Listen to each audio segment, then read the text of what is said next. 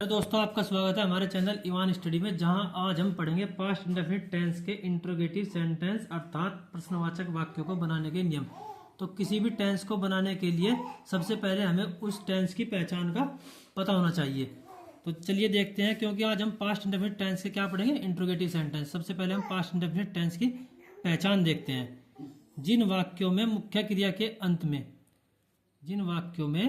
मुख्य क्रिया के अंत में ता था, ती थी, ते थे या ये, आ, ई, ए आदि शब्द आते हैं, वे वाक्य पास्ट इंडेफिनिट टेंस के होते हैं। ठीक है, अब कुछ एग्जाम्पल देखिए जो पास्ट इंडेफिनिट टेंस के हैं और जिनमें प्रश्नवाचक शब्द जैसे क्या, कब, कहाँ, कैसे आए हुए हैं, अर्थात पास्ट इंडेफिनिट टेंस के इंट्रोगेटिव सेंटेंसों के हम कुछ एग्जाम्पल देखते हैं। क्या तुम विद्यालय गए? अब इसमें क्या है, शुरू में प्रश्नवाचक शब्द के रूप में क्या आया हुआ है और अंत में ए आया हुआ है, इसलिए पास्ट इंडेफिनिट टेंस का इंट्रोगेटिव सेंटेंस है। तुमने पत्र कब लिखा? इसमें क्या है, प्रश्नवाचक शब्द के रूप में कब आया हुआ है और अंत में आ आया हुआ है, जैसे कि हमने पहचान में बताया था। तो ये क्या हुआ, पास्ट इंडेफिनिट टेंस का इंट्रोगेटिव सेंटेंस अर्थात प्रश्नवाचक वाक्य हुआ। अगला देखिए, क्या हम मंदिर जाते थे? इस वाक्य में भी शुरू में क्या है, प्रश्नवाचक शब्द के रूप में क्या आया हुआ है और अंत में ते थे आया हुआ है, जो हमें दिखाता है कि ये वाक्य जो है पास्ट इंडेफिनिट टेंस का इंट्रोगेटिव सेंटेंस है। अब प्रश्नवाचक वाक्य दो तरीके के होते हैं। एक तो वे होते हैं जिनकी शुरुआत क्या से होती है, और एक वे होते हैं जिनके बीच में कोई प्रश्नवाचक शब्द जैसे क्या, कब, कहाँ, क्यों, कैसे आदि आए हुए हों। तो सबसे पहले हम वे वाक्य देखते हैं जिनकी शुरुआत क्या से होती है। ठीक है, और उनके बनाने के नियम क्या है। देखिए आप, नियम नंबर 1, यदि वाक्य की शुरुआत क्या से हो तो तब हमें क्या करना है, क्या मेथड अपनाना है। सबसे पहले हमें डिड लगाना है, उसके बाद हमें कर्ता, उसके बाद मुख्य क्रिया, फिर कर्म और फिर अन्य शब्द। डिड को अंग्रेजी भाषा में भी डिड ही बोलते हैं, कर्ता को सब्जेक्ट, मुख्य क्रिया को मैन वर्ब, कर्म को ऑब्जेक्ट और अन्य शब्द को अदर वर्ड। ठीक है, अब कुछ एग्जाम्पल देखिए, अच्छे से समझ में आएगा फिर। उदाहरण नंबर 1, क्या तुमने मेरी सहायता की? तो हमने अभी नियम में क्या बताया था, मेथड क्या है, सबसे पहले डिड, तो हमने सबसे पहले डिड लगाया, उसके बाद कर्ता यहाँ यू है, यानी कि तुम सब्जेक्ट के रूप में डिड यू, फिर मुख्य क्रिया क्या है, हेल्प, और किसकी सहायता की, मेरी, डिड यू हेल्प मी। अच्छा, एक बात और ध्यान रखें, मुख्य क्रिया का मतलब होता है किसी भी क्रिया की फर्स्ट फॉर्म। ठीक है, मुख्य क्रिया क्या होती है, किसी भी क्रिया की फर्स्ट फॉर्म को हम क्या कहते हैं, मुख्य क्रिया। अब अगला सेंटेंस देखिए आप,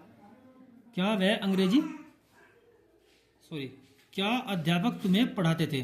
तो सबसे पहले हमने डिड लगाया, उसके बाद कर्ता के रूप में अध्यापक है तो डिड द टीचर, फिर हमने पढ़ाने की लगाई टीच, और उसके बाद you, did the teacher teach you. अगला सेंटेंस देखिए आप, क्या वह अंग्रेजी पढ़ता था? डिड, फिर उसके बाद कर्ता के रूप में ही, डिड ही, फिर पढ़ाने क्या है, स्टडी, पढ़ने की स्टडी, डिड ही स्टडी, और फिर English, did he study English. अगला सेंटेंस देखिए, क्या तुमने सर्कस देखा? सबसे पहले डिड, उसके बाद कर्ता के रूप में यू, डिड यू, फिर देखने क्या हुई, see the circus, did you see the circus. अगला सेंटेंस देखिए, क्या रवि ने पुस्तक पढ़ी थी? ठीक है, तो इसमें जो सबसे पहले हमें डिड लगाना है, उसके बाद रवि, उसके बाद है रवि, डिड रवि, फिर पढ़ने की हमने क्या लगाई, रीड, उसके बाद पुस्तक, did Ravi read the book. क्या मैं अपना काम करता था? तो सबसे पहले क्या लगाना है, नियम के अनुसार डिड, उसके बाद कर्ता के रूप में क्या है, आई, फिर करना की लगानी है, मुख्य क्रिया क्या, डू, उसके बाद my work, did I do my work. इसमें जो है एक बात आपको और याद रखनी है, डिड के साथ कोई भी सब्जेक्ट हो चाहे सबके साथ क्या आना है, डिड, चाहे वो एक वचन हो या फिर वो बहुवचन हो, सभी के साथ हमें क्या लगाना है, डिड। अगला सेंटेंस देखिए, क्या उसने परीक्षा पास की? तो इसमें सबसे पहले हमने फिर वही डिड लगाया, उसके बाद सब्जेक्ट के रूप में ही लगाया, पास करने की पास, और the exam, did he pass the exam. और ये अंतिम वाक्य जो है ये आपको स्वयं बनाना है, इसे जो है खुद मतलब जो है कमेंट में लिखकर बताना। क्या वह क्रिकेट नहीं खेलता था? इसको आपको खुद बनाना है। पर एक बात का ध्यान रखना, ऐसे वाक्यों में अगर कोई प्रश्नवाचक वाक्य हो और उसमें नहीं आया हुआ हो तो उसमें जो ये सेंटेंस है जो का तो बनेगा, बस कर्ता के बाद नोट लगाना है हमें। बाकी सब नियम जैसे ये ऊपर ऊपर के जो सेंटेंस हमने बनाए हैं सेम ऐसे ही बनाने हैं, ठीक है। अगला सेंटेंस देखिए, अगले सेंटेंस बनाने के नियम।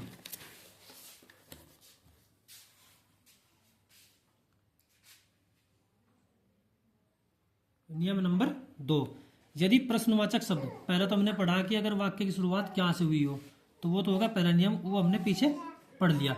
अब देखिए दूसरी तरीके के वाक्य, यदि प्रश्नवाचक शब्द क्या, कब, क्यों, कैसे, कहाँ आदि वाक्य के बीच में आ जाए तो तब हमें क्या मतलब सेंटेंस कैसे बनाने हैं। सबसे पहले मेथड देखिए, प्रश्नवाचक शब्द जो भी वो प्रश्नवाचक शब्द है वो लिखेंगे सबसे पहले, फिर डिड, फिर कर्ता, फिर मुख्य क्रिया, फिर कर्म और फिर अन्य शब्द। अर्थात प्रश्नवाचक शब्द को क्या बोलते हैं अंग्रेजी में, क्वेश्चन वर्ड, फिर डिड जो का तो, कर्ता को सब्जेक्ट, मुख्य क्रिया को मैन वर्ब, कर्म को ऑब्जेक्ट और अन्य शब्द को अदर वर्ड। अच्छा, इसमें अगर ध्यान देने वाली बात यह है, नियम सारा पहले वाला है, जो क्या वाला, जैसे क्या वाले वाक्य हमने बनाए थे सेम वही है, बस शुरू में क्या हो जाएगा प्रश्नवाचक शब्द की अंग्रेजी लगानी है, आगे का जो नियम है सेम है जैसे क्या वाले का था, ठीक है। अब कुछ एग्जाम्पल देखिए आप, जैसे पहला जो एग्जाम्पल है वो है, तुमने मेरी सहायता कब की। तो सबसे पहले क्या करना है हमें कब की लगानी है, जो एक कब है ये प्रश्नवाचक शब्द के रूप में क्या है कब, तो सबसे पहले हम इसी की लगाएंगे वैन, कब की होती है वैन। उसके बाद क्या है डिड, आगे का जो तो है वैन डिड, फिर क्या है यू, कर्ता के रूप में you, when did you help me.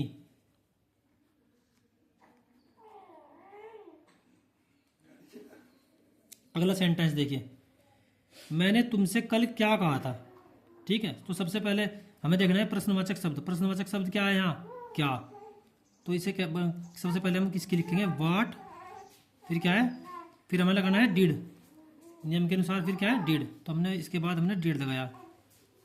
फिर क्या है सब्जेक्ट अर्थात कर्ता, सब्जेक्ट क्या है यहाँ आई। फिर वर्ब क्या है यानी कि क्रिया क्या है कहना। फिर किसको कहा ऑब्जेक्ट के रूप में तुम्हें, what did I tell you yesterday, अब कल की क्या लगेगी यहाँ यस्टरडे, क्योंकि बीते हुए कल की बात हो रही है यहाँ, ठीक है। अगला सेंटेंस देखिए, वह बाग में क्या करता था, वह बाग में क्या करता था, सबसे पहले हमें क्या की लगानी है, क्या हो जाएगी व्हाट, उसके बाद क्या है डिड, सब्जेक्ट के रूप में क्या है वह, व्हाट डिड ही, फिर करने की do, what did he do in the garden, garden, ठीक है, प्रश्नवाचक का चिन्ह। वह कहाँ जाता था, अगला सेंटेंस देखिए आप, वह कहाँ जाता था, तो सबसे पहले कहाँ की लगानी है हमें वेयर, फिर डिड की, सभी सेंटेंसों में एक ही नियम है वेयर डिड, फिर किसकी सब्जेक्ट की वेयर डिड ही, फिर जाने क्या हो जाएगी गो, वेयर डिड ही गो। अगला सेंटेंस देखिए आप, रवि ने कंप्यूटर क्यों नहीं सीखा, रवि ने कंप्यूटर क्यों नहीं सीखा। अब क्यों की सबसे पहले क्या लगाएंगे हम क्योंकि वाई, फिर डिड,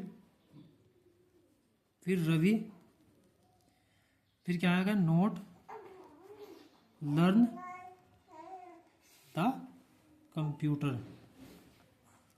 इसमें ध्यान देने वाली बात यह है, अगर कोई वाक्य प्रश्नवाचक हो और उसमें नहीं भी आया हो तो उसे हमेशा नहीं की अंग्रेजी जो है हम कर्ता के बाद लगाएंगे। जैसे ये वाक्य था रवि ने कंप्यूटर क्यों नहीं सीखा, तो सबसे पहले हमने वाई इसकी लगाई क्योंकि, उसके बाद हमने डिड की लगाई, उसके बाद हमने कर्ता के रूप में रवि लिखा, और क्योंकि ये नहीं भी आया हुआ है इसमें तो हमने रवि के एकदम बाद अर्थात कर्ता के एकदम बाद नोट लगा दिया। उसके बाद क्रिया की फर्स्ट फॉर्म अर्थात मुख्य क्रिया और द कंप्यूटर, बाकी बचा हुआ जो है वो लिख दिया, ठीक है। अगला सेंटेंस देखिए आप, पुलिस ने किसको पकड़ा था, तो इसे सबसे पहले किसको की लगाएंगे हम होम। ये सारे प्रश्नवाचक शब्द मैंने अपनी पहली वीडियो में लिखवाए हुए हैं, तो एक बार आप पिछली वीडियो भी देख लेना। होम, इसके बाद क्या आएगा डिड, अब कर्ता के रूप में क्या है police, home did the police catch, home did the police catch. ठीक है, अगला सेंटेंस देखिए, तुमने स्कूल में क्या सीखा। ठीक है, सबसे पहले क्या की लगाएंगे, वाट, क्या की क्या होती है, वाट, उसके बाद फिर डिड। अब तुम क्या है सब्जेक्ट के रूप में, वाट डिड यू। अब सीखने क्या होती है, learn, what did you learn, कहाँ पे सीखा, इन स्कूल में, what did you learn in school. ठीक है, ये हो गया प्रश्नवाचक वाक्य। अगला सेंटेंस देखिए आप, अगले सेंटेंस में क्या है, तुमने पत्र कैसे लिखा।